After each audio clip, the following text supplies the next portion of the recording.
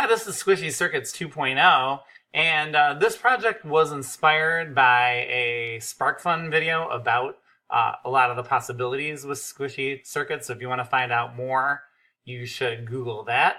And let's just get right to it. So here we have just a letter J made of Play-Doh, and the back side of this is also Play-Doh. It turns out, unbeknownst to me, we have just 4 cookie cutters in our house. J, M, K, and L. 1 were the first initial for each member of our family. My 4-year-old's name is Jane, and so this is the letter J for Jane that lights up. I think this design is actually pretty clever, kind of ingenious, and I'll talk about that, I think, sort of along the way or at the end here as we go. But yeah, let's just dive right in and do this. My piece of Play-Doh, and you don't need a rolling pin. You can just squish it with the palm of your hand too if you want. As a matter of fact, I think I'm going to start with that. And that would be fine to do. But since I'm here and I have a rolling pin, I'm just going to roll it also with a rolling pin to get it nice and flat. That might make your Play-Doh, your amount of Play-Doh go a little farther if you're doing this in class. And then I'm just going to take my letter J and I put it on there. And I'm going to cut out that piece. I'm going to remove that Play-Doh. This is just a cookie cutter. You could use any shape for this. You can imagine doing this near the holidays with a Christmas tree or whatever you want. Design.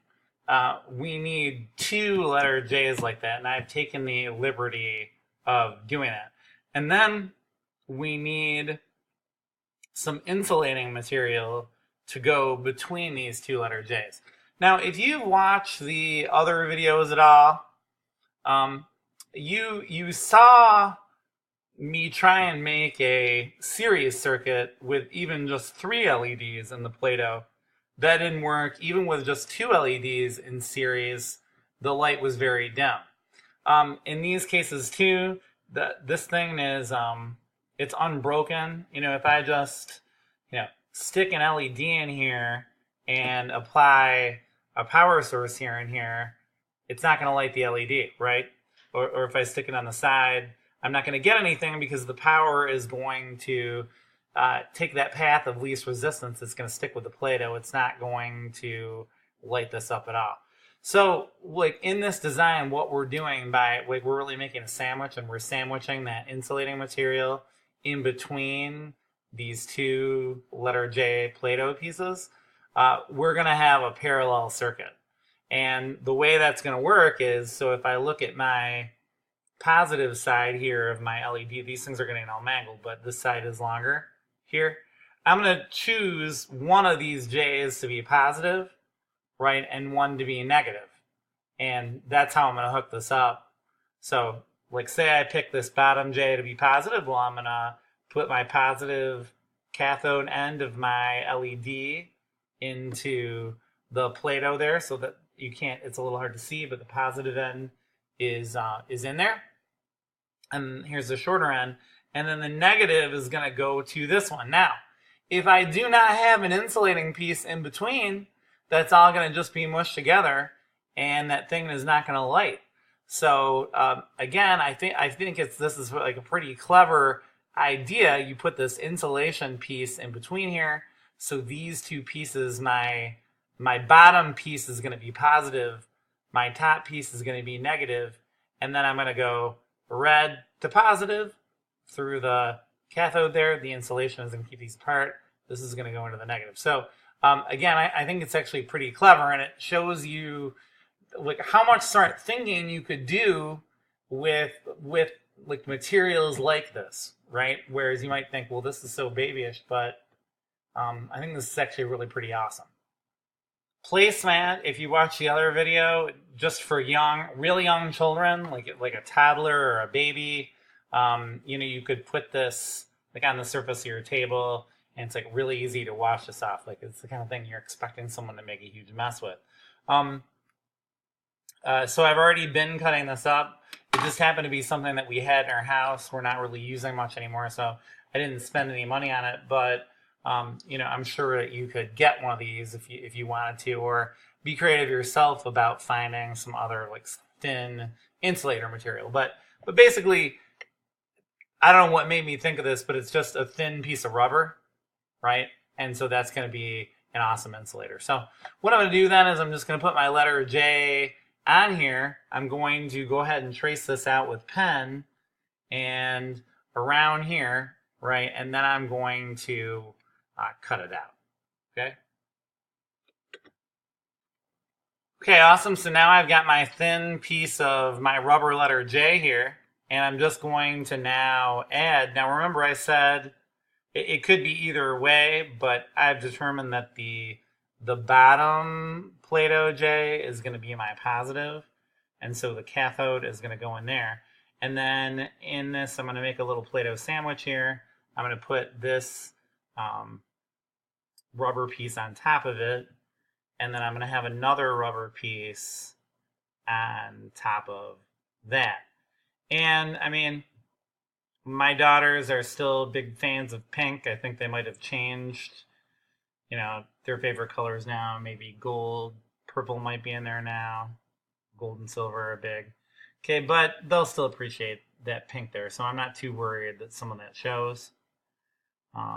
Okay, and now this might be something to be concerned about if you're trying to reproduce this.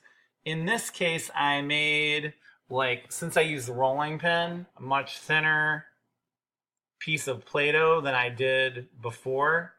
That could be an issue. I mean, maybe if you're trying to reproduce, you don't want to make that too thin. But then what I would do from here again is I just want to be careful, being sure that I'm putting these things on in the right direction. So remember, my bottom J there is my negative, and the bottom J is positive, so I need to put this in with the longer cathode in there. So I'm just gonna push this in, and then this is gonna go in this top piece, like so. Yeah, I think it probably is better if you use more Play-Doh. I might have to fortify up here, but that's the idea. So I'm going to pause this for a second and get this thing figured out, and then I'll be back in a second. I did put some more Play-Doh on here. I don't know, that means there's now some creases around here. It doesn't look nearly as nice as my first attempt. So I don't know, you might want to, you know, help your students with that piece, like make these things a little thicker rather than thinner.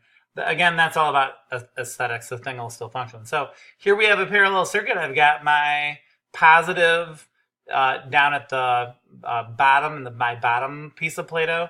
Then I have my insulator in between, and then the top, I'm gonna hook the negative.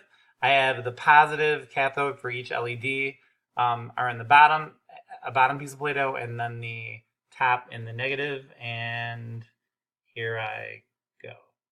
And you see, so it does work.